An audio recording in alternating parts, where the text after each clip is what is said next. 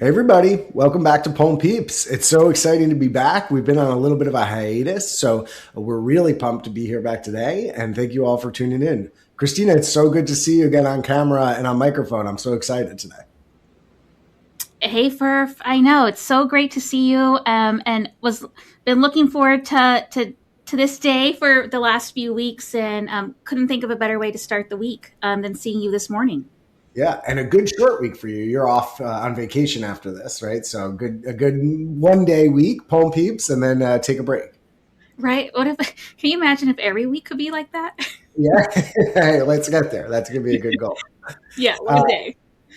And today we're super excited to welcome back a recurring guest on the show, Molly Hayes. Molly is an intensivist and pulmonary doctor at Beth Israel Deaconess Medical Center, where she's also the medical ICU director and holds an array of positions. Molly, thanks for coming back on the show. Thank you guys for having me. I'm really excited to be starting my week with you both as well. Yeah. And we welcome you on the show today to talk specifically about a course that we both love, that I've been involved in, that you lead every year. And we saw it and we just wanted to talk a little bit more about it. This is the Principles of Critical Care Medicine for Non-Intensive Care Specialists. So I know about this course. I've been involved. I know Kristina knows about it as well, but our listeners may not. So could you share a little bit about the intent of the course and the content? Yeah, thanks for asking. So this is a course that's in its 14th year. I've been involved with the course for 11 years, and both of you know my passion for medical education and how much I love running these courses.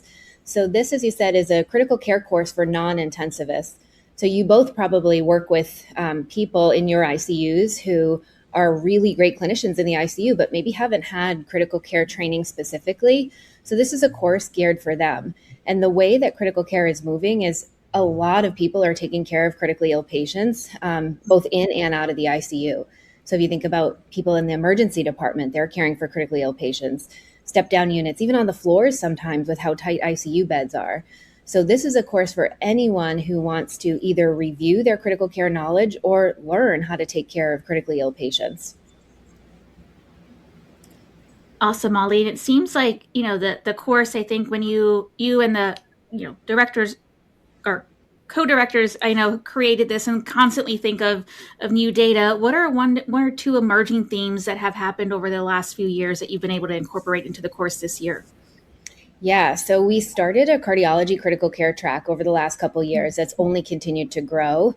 Our CCU director, Dr. Dhruv Kazi, runs this track. And Dave and I both work in our CCU at BIDMC, and it's so much fun. And cardiac critical care is just really evolving. I learn so much every time I'm on service there, and I learn so much from this course.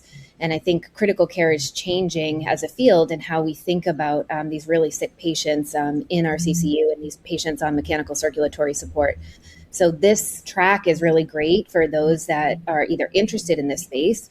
Maybe you're a cardiologist and you want to learn more about critically ill patients, or for those who are, just kind of dipping their toe in the water and trying to learn a little bit more about mechanical circulatory support. This is a really great track.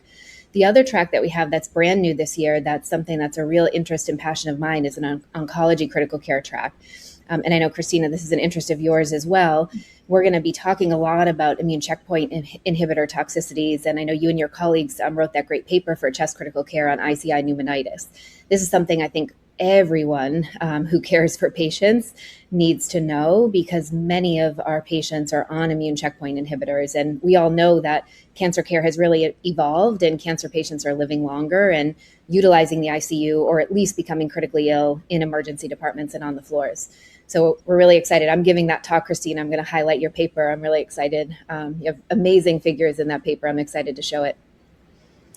That sounds incredible. Yeah, I'm a firm believer that critical care is going to a place where what's going to matter more is like your skill set and knowledge set, as opposed to what your traditional discipline background training was. So if you have worked in an onc ICU or cardiac ICU, it's going to be more important that you have familiarity with those topics. So that sounds awesome. I would highlight for anyone who is not going to the course or going to the course, we've done an episode on the ICI pneumonitis, sharing Kristina's great paper. So you can always tune into that. We'll put a link. And I've definitely, to echo something Molly said, I've had people tell me how helpful this course was, ranging from physicians who are starting the ICU to APPs who are learning, nurses, and then a lot of times physicians who are working outside of the ICU, but their patients are just sicker and sicker, right? So they're on an onc floor now where patients are really critically ill a lot of the time, but they're not in a traditional ICU setting. So that sounds amazing, Molly. Can you tell our listeners a little bit about what the course format is and how they access it, what it's like, what the experience is like for them? Yeah. Yeah. So it's all live streamed. And it is September 15th to 18th, live stream. So you can join live. People are coming in to give talks. Dave gives a lot of great talks. One that's one of my favorite ones is a talk on ECMO. So Dave comes into the studio and gives a talk like as if there's an audience in front of him. And you have the opportunity, if you're tuning into the course, to ask questions in real time, which is a lot of fun. And the speakers, like Dave, will stop and answer the question, or myself as one of the course directors and the other course directors are sitting in the back answering questions real time. So it's really fun because you feel like you're in a classroom setting, even though these people are tuning in from all over the world, which is really great. The other really nice thing is that you have access to this content for months after the course. So if you can't sit there and be part of the course for the whole 4 days, you can kind of pop in and pop out and you'll have access to everything. Or if you want to go back and sort of rewatch something or, take notes or, make sure that you're getting a concept, you have access to that, which is great.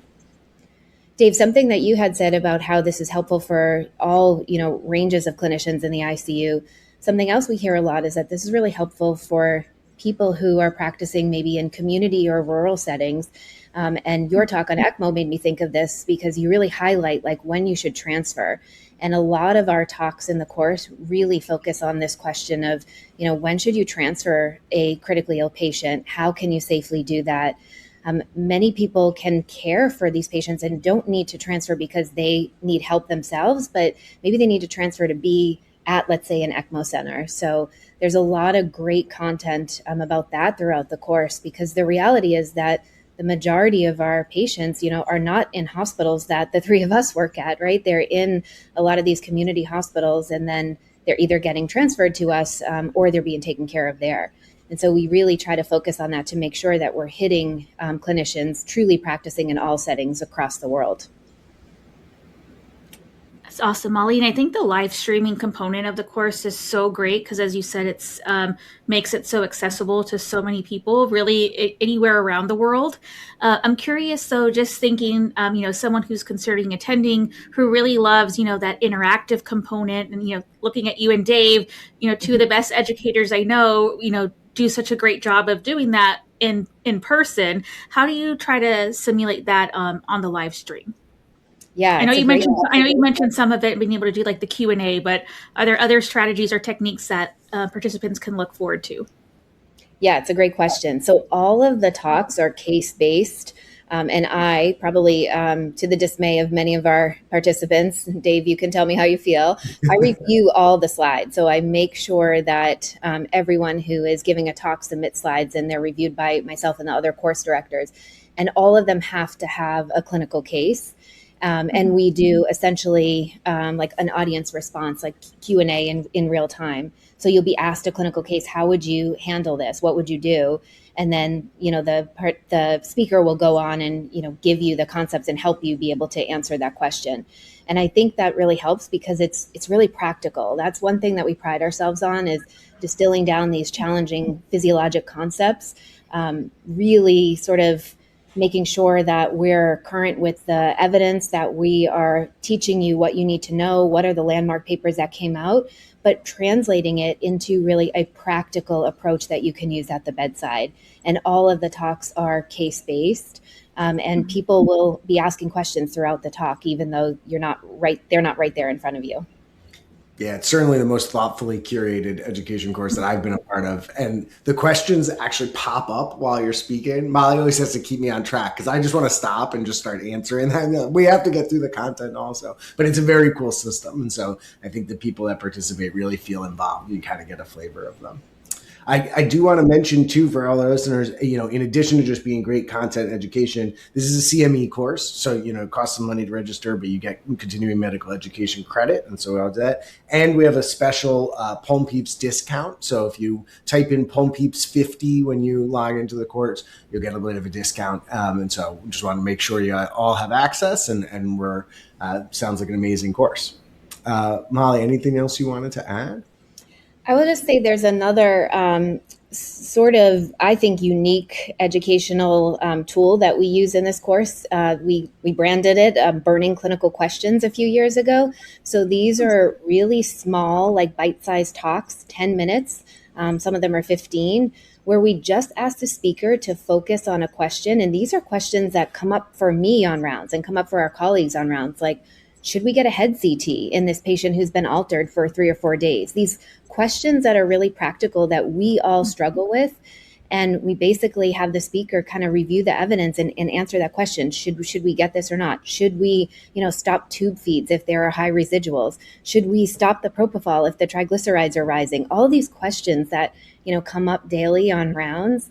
And that's something we started a few years ago, and it's only continued to grow. And I'm really proud of it, because I'll be honest with you, when we started it, people were like, you can't give a talk in 10 minutes and you can't answer a bite-sized question. But I think it's actually like the way that we all learn. Like, there's a question, we quickly look something up, and then we answer it and we move on. And we really try in this course to kind of model how we round in the ICU and how we as adults learn in this day and age. So I'm really proud of that. I don't know what you think, Dave, if you like those or not. Oh, I love it. I love it. It's like a podcast episode. It's perfect length for me. Yeah.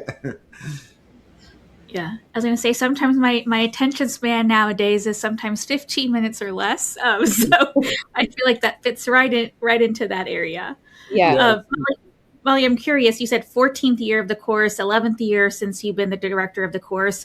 Is there a common theme that, recent attendees have said, a common concept or pearl that gets highlighted after the course? I think we get probably the most feedback on our practical approach. People tell us that other courses they go to, there's so much time spent on let's say the physiology of mechanical ventilation. And Dr. Morgan Soffler, who we all know really well, does our mechanical ventilation talks, and she does a great job of talking about the physiology. You can't not, right? And we're all pulmonologists. We love the physiology, but you have to talk about that and explain it in a way that's accessible to everyone. And then also really explain it in a way that is practical and able to be used at the bedside. And I think we do a great job in the course for all topics, thinking about shock, vasopressors. So let's review the physiology, but then why does it matter? And why does it matter to you? And why does it matter to your patient? And we get a lot of feedback on that. And I think our practical approach and the pearls that we provide throughout the course are really helpful. Our goal is for people to walk away feeling like they immediately learn something. Again, this idea of, I have a question, I'm going to quickly look it up, get the answer, and move on. That's our whole goal in this course, and that's the feedback that we get. That's great. Kristina mentioned trying to be less than 15 minutes, or that's the attention span. We're never under 15 minutes here because I'm very long-winded, but we're coming up on that mark, so we'll try to meet it this time. It sounds amazing, and there will be a lot more content to come. But Molly, can you tell everybody how they can access this, how they can sign up, and just the details again? Yeah, so if you go to learn.hms.harvard.edu/critical med, you can sign up there. As Dave mentioned, there's a fee because there's CME credits. And if you actually sign up before July 31st, so just a couple of days, there's an early registration discount. So you'll get $100 off in addition to the Palm Peeps code, which I think is awesome. And thank you guys for doing that. We're excited that you are part of this and you want to give some discounts for this course. Yeah, absolutely. Thank you. Thank you for coming on. Thank you for sharing about it. We're excited to be back. And thank you all for tuning in and listening. We hope you sign up for the course, and we hope you keep listening, and we'll see you next week.